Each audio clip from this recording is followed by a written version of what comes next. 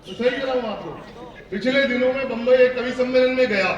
वहां पर क्या है कि कवि सम्मेलन के पहले गजल गायन का कार्यक्रम होना था। अब ऐसे ही मेरे जैसे एक गजल गायक महोदय इस प्रकार से आ गए, हाथ में उन्होंने ऐसे हारमोनियम लिया और शुरू हो गए। उनके बाद हमारा कवि सम्मेलन होना था। ये दौलत भी ले लो, ये शोहरत भी ले लो। नीचे से लोगों ने कहा वाह वाह वाह वाह, अगले की छाती चौड़ी होगी। फिर हारमोनियम उठाकर ये दौलत भी ले लो, ये शोहरत भी ले लो। 2 घंटे तक भाई ने ये दौलत भी ले लो, ये शोहरत भी ले लो, और 2 घंटे तक नीचे से कहते रहे वाह वाह वाह वाह वाह वाह। ऐसे ही एक अध्यक्ष महोदय विराजे थे मंच पे, उनका दिमाग खराब। साला 2 घंटे से ये दौलत भी ले लो, ये शोहरत भी ले लो, साले की औरत भी ले लो। तो कभी कभार ऐसी दिक्कत भी रहती है भाई साहब। मैं तो क्या बताऊं आपको पुलिस वाले भाई साहब, आपसे तो क्या कहूं, ज्यादा कुछ कह भी नहीं सकता। कौन कौन है पत्रकार लोग, थोड़ा हाथ ऊपर करना, पता तो चले सारे पत्रकार हो क्या। मैं पुलिस और पत्रकारों का बहुत सम्मान करता हूं भाई साहब,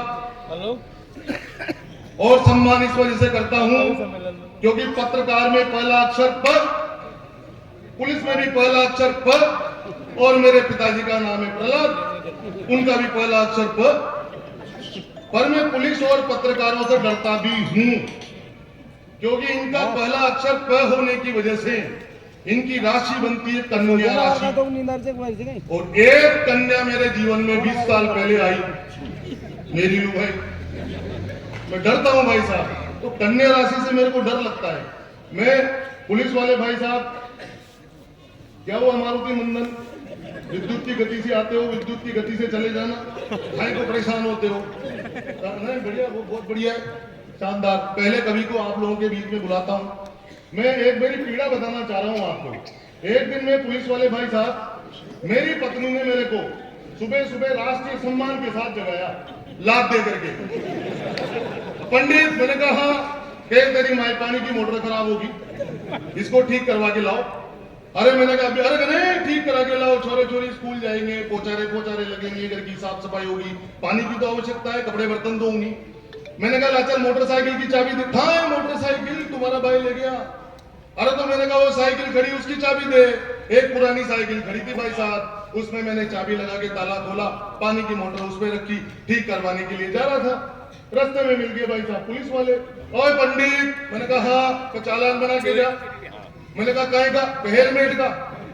अरे मैंने कहा भाई साहब साइकिल पे हेलमेट कौन लगाता है यार? कन्हे पंडित जी देखो चालान तो बनाना पड़ेगा। मैंने कहा क्यों? तो ये क्या है? मैंने कहा साइकिल। और मैं ये क्या है? मैंने कहा पानी की मोटर। तो होगी ना मोटरसाइकिल। मेरे साथ बोले भाई साहब, मैं मेरे गांव में रहता हूँ, मेरे गांव में रहता हूँ, तो थानेदार जी से मेरे को काम था, तो मैं थानेदार जी से मिलने के लिए थाने में गया। जाते ही थानेदार जी ने बहुत बढ़िया व्यवहार किया, मैं सैल्यूट करता हूँ उनको। मेरे को उन्होंने बुलाया, हाँ पंडित जी बैठो बैठो यार, बड़े दिनों बाद दिखे, चाय पानी पियो। चाय पानी मंगवा ली। थोड़ी देर में सर, सही कह रहा हूँ, एसआई साहब का फोन आ गया। थानेदार जी, कहाँ एसआई साहब? तो मैंने दारू के 2 ट्रक पकड़ लिए। अब यार दारू के 2 ट्रक पकड़े तो शाबाशी देनी चाहिए। अरे यार अपनी जूनियर ने बहुत शानदार काम किया, लेकिन थानेदार जी उसमें भड़के और लड़े। थानेदार जी बोले फालतू की बात करते हो, दारू के 2 ट्रक पकड़ लिए, 2 नमकीन के भी तो पकड़।